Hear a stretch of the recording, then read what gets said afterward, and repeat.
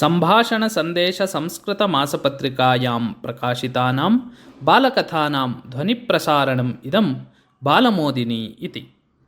कदाचित् लक्ष्मीसरस्वत्योः मध्ये विवादः उत्पन्नः का श्रेष्ठा इति विषये। अन्ते निर्णीतं यत् सन्न्यासिनीरूपेण भूलोकं गत्वा स्वस्य श्रेष्ठता प्रतिष्ठापनीया इति। आदौ लक्ष्मीः सन्न्यासिनीरूपेण एकं ग्रामं गतवती। स्वीयेन एव सुवर्णपात्रेण पीयते, खाद्यते च। यस्मिन् गृहे पानं भोजनं वा क्रियते तत्र एव पानभोजनपात्रं परित्यज्यते। तत् गृहस्वामिनः एव भवति इति तस्याः नियमः। यः तां भोजयेत् सः सुवर्णपात्राणि प्राप्नोति इत्यतः ग्रामजनाः तां स्वगृहं प्रति निमन्त्र्य सुवर्णपात्राणि प्राप्तवन्तः। ग्रामे सुवर्णपात्राणि प्राप्तुं स्पर्धा एव आरब्धा।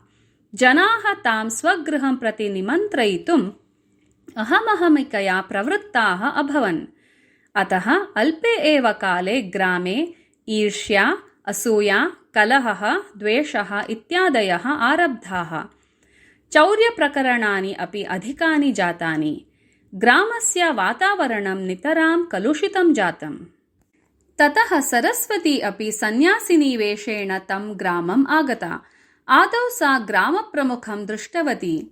तस्य म्लानमुखतां दृष्ट्वा सरस्वती तस्य कारणं पृष्टवती। ग्रामप्रमुखः ग्रामसमस्यां विस्तरेण निवेद्य परिहारमार्गं तां पृष्टवान्।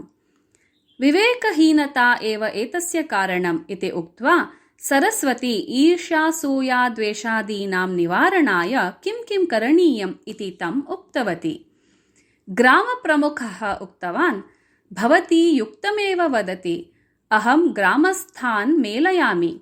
भवती तान् विवेकमार्गं बोधयतु इति। एकस्मिन् एव दिने सर्वं बोधयितुं न शक्यम्। एकदैव बोधनात् परिणामः अपि न्यूनः। अतः मासं यावत् ततोऽधिककालं यावत् वा उद्बोधनकार्यक्रमः आयोजनीयः। तदनन्तरमेव कश्चन सत्परिणामः द्रष्टुं शक्यः इति अवदत् सरस्वती। एतदनुगुणं मासात्मकः प्रवचनकार्यक्रमः आयोजितः। सरस्वत्याः प्रवचनात् बहवः प्रभाविताः जाताः। स्वस्मिन् विद्यमानान् दुर्गुणान् जेतुं ते प्रयत्नम् आरब्धवन्तः। एतस्मात् ग्रामे कश्चन सात्विकप्रभावः प्रवृद्धः। एतत् लक्ष्मीदेव्या अपि लक्षितम्। सा एकस्मिन् दिने सरस्वतीम् अवदत्, आर्ये, मम शक्तिः शीघ्रं प्रभावं जनयति इति तु सत्यम्। अतः मम जनप्रियता वर्धते अल्पे एव काले। किन्तु ततः दुष्प्रवृत्तयः अपि विकसिताः भवन्ति। भवत्याः शक्तिः तु तान् दुष्प्रभावान् निवार्य सत्परिणामं जनयति।